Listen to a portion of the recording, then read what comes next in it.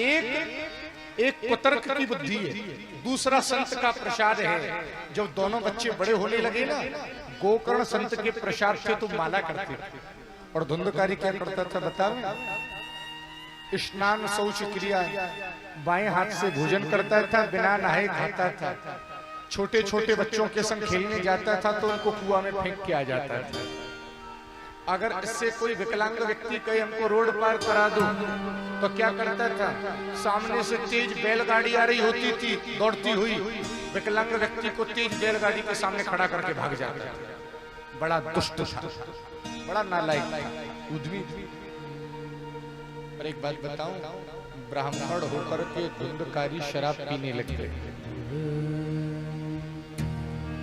ब्राह्मण के लिए सारे प्रायश्चित हैं, पर ब्राह्मण कुल में जन्म मिलने के बाद शेखपुरा वालों यदि शराब पीने लग गए ना, कोई प्रायश्चित।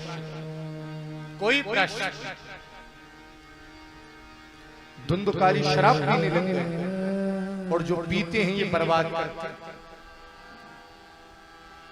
शराब पिए और केवल शराब नहीं पीता, वेश्याओं के यहाँ जाने लगे। जो पिताजी ने मेहनत करके पैसा जोड़ा था, सारा पैसा में आग लगा दी। एक दिन आया, पैसे नहीं मिले तो पिताजी के पूजा के बर्तन थे चांदी के, उनको सुनार के यहाँ बेच आया। आज पिताजी रोने लग गए, आंखों में आंसू आ गए। इससे बढ़िया बेटा नहीं होता तो ठीक था। इतने में आ गया छोटा बेटा गोकर्ण और बाप को बेटा समझा रहा है। और बाप को क्या समझाया? जो बाप को समझ में आ गई बेटे की बात। पिताजी किसके लिए रो रहे? देहेस्थ मांस रुधिरे भेमतिम त्यजत्वम जाया सुता दशु सदा ममताम विमुंच।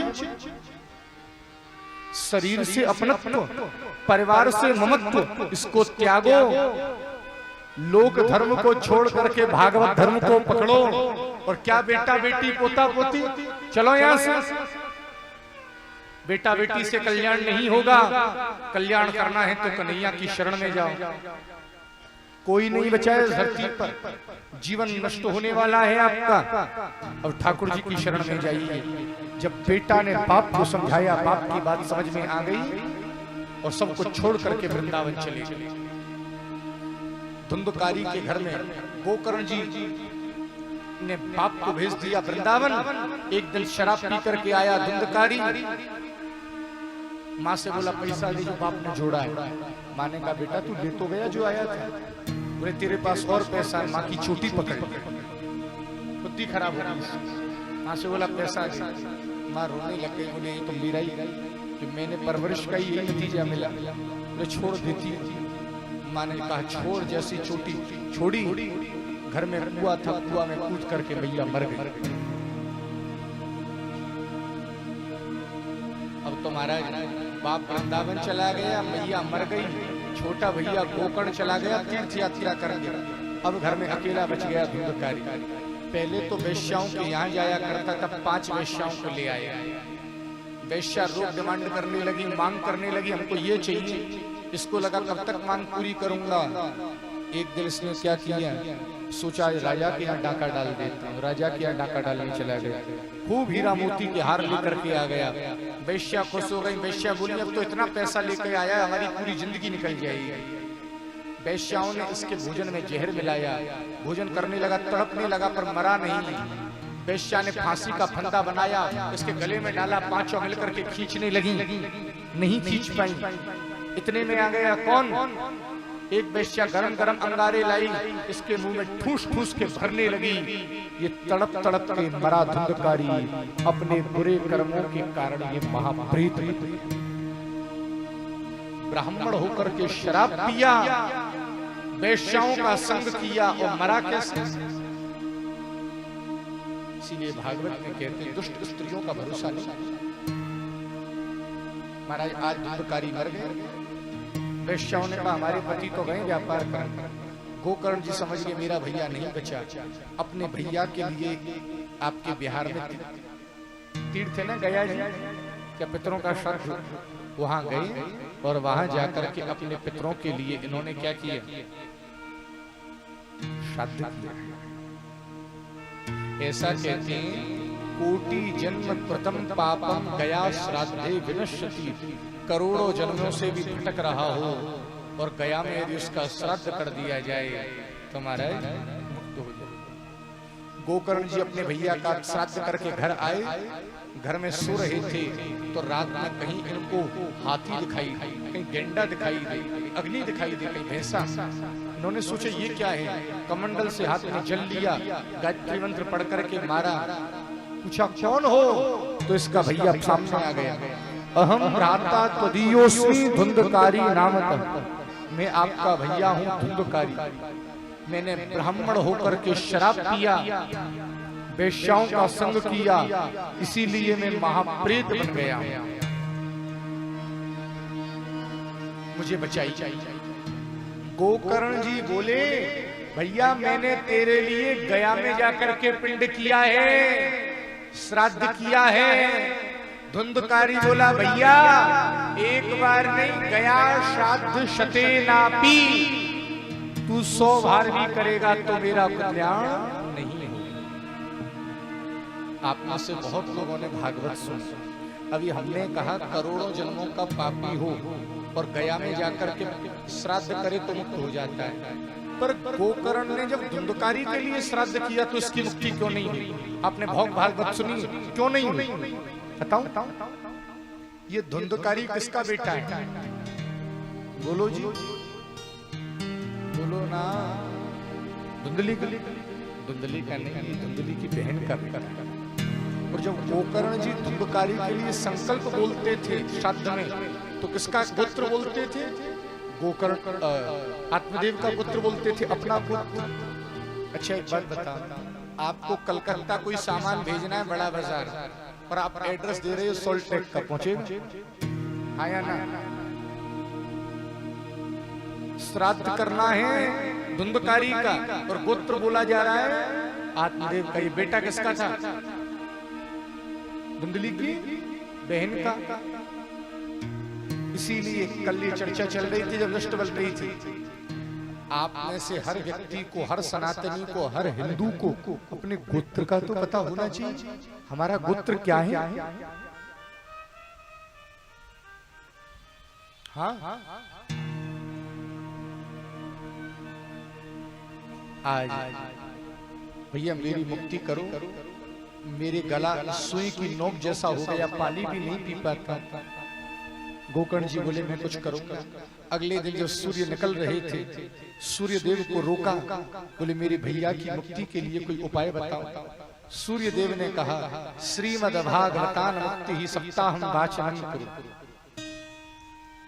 अपने भैया की मुक्ति के लिए तुम भागवत करो। गोकर्ण जी ने गांव वालों से कहा, गोकर्ण जी ने व्यासपीठ बनाई, व्यासपीठ पर बैठे, आषाढ़ के महीना में पूरे गांव को न्योता दिया, आप कथा में आइए। पूरा गांव आज कथा सुनने के लिए आ रहा है। गोकर्ण जी महाराज कथा कहने लगे, उसी समय सूखा बांस पड़ा हुआ था 7 गांठ का, उसमें आकर के वो प्रेत भी बैठ गए। पहले दिन की कथा पूरी हुई, पहली गांठ फटी, दूसरी, तीसरी, चौथी, पांचवी, छठी, जैसी 7वें दिन की कथा पूरी हुई, 7 गांठ फटी और वो प्रेत पीतांबरी पहन करके हाथ जोड़ करके भागवत के मंडप में आकर के खड़ा हो गया और लेट करके प्रणाम करने लगा। अरे धन्य है भागवत भगवान, जिसने प्रेत की पीड़ा का नाश कर दिया। धन्या भागवती वार्ता प्रेत पीड़ा विनाशिनी, भागवत भगवान की भगवान की। धुंधकारी को देख करके पूरे गांव वाले शौक हो गए। भागवत सुनने से महाप्रेत का उद्धार हो गया। महाराज इसको लेने के लिए विमान आ गया, एक जहाज आ गया।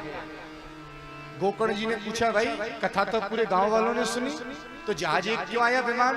बोले भैया गांव वाले तो फोन पे लगे रहते थे, कथा तो ईमानदारी से किसने सुनी? धुंधकारी ने सुनी, इसीलिए विमान एक आया, जहाज एक आया। ये दिन में कथा सुनता था, पूरी रात उस कथा का चिंतन मनन करता रहता था।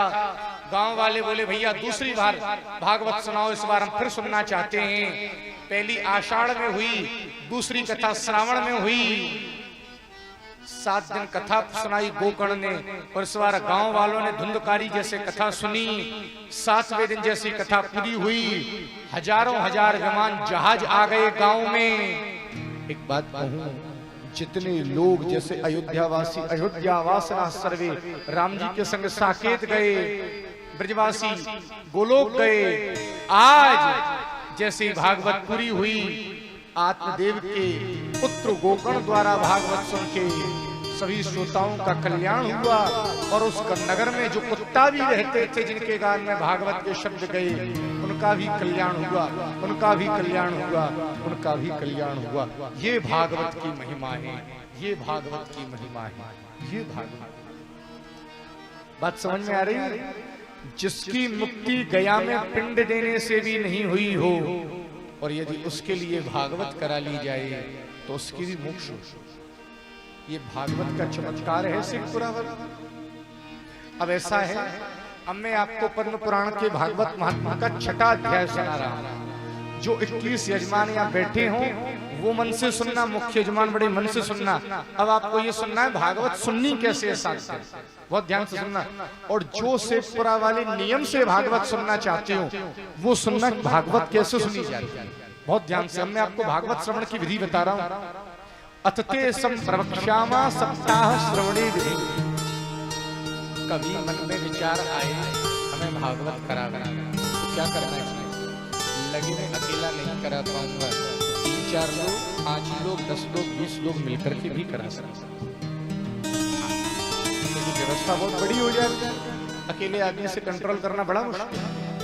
हाँ, और जब मन में भागवत का संकल्प आए तो क्या करें? किसी अगर कोई विशेष कामना से करा रहा है तो मुहूर्त किसी ज्योतिषी से पूछे, नहीं तो पूछने की जरूरत नहीं है। एक बात बताऊं, इससे बढ़िया मुहूर्त क्या मिलेगा? बोले आप तो लाला के जन्म के उपलक्ष्य में कथा करा रहे हो, बिहारी जी के जन्म, इससे बढ़िया मुहूर्त नहीं हो सकता है। और भागवत कैसे करानी चाहिए? बहुत ध्यान से सुनना भाई, मुख्य यजमान आप भी सुनना। विवाहे यादृशम वित्तम तादृशम परिकल्पये। जैसे घर में बेटी की शादी हो रही हो वैसे भागवत का। हाँ, शादी तो भी एक दिन का काम है, भागवत रोज खूब उत्सव मना। भागवत कहाँ करानी चाहिए? बहुत ध्यान से सुनना। तीर्थे वापी वने वापी गृहे वापी। या तो किसी तीर्थ में कराए, या वन में कराए, या अपने घर पे कराए। कुल मिलाकर के विशाल वसुधायाम, ज्यादा से ज्यादा बड़ी भूमि पर करावे। क्यों? जिससे ज्यादा से ज्यादा लोग भागवत सुन सकते। बात समझ आ रही है? और आपने तो खूब सुंदर बड़ा पंडाल लगाया, यहाँ तो हजारों लोग आकर के भागवत सुनेंगे।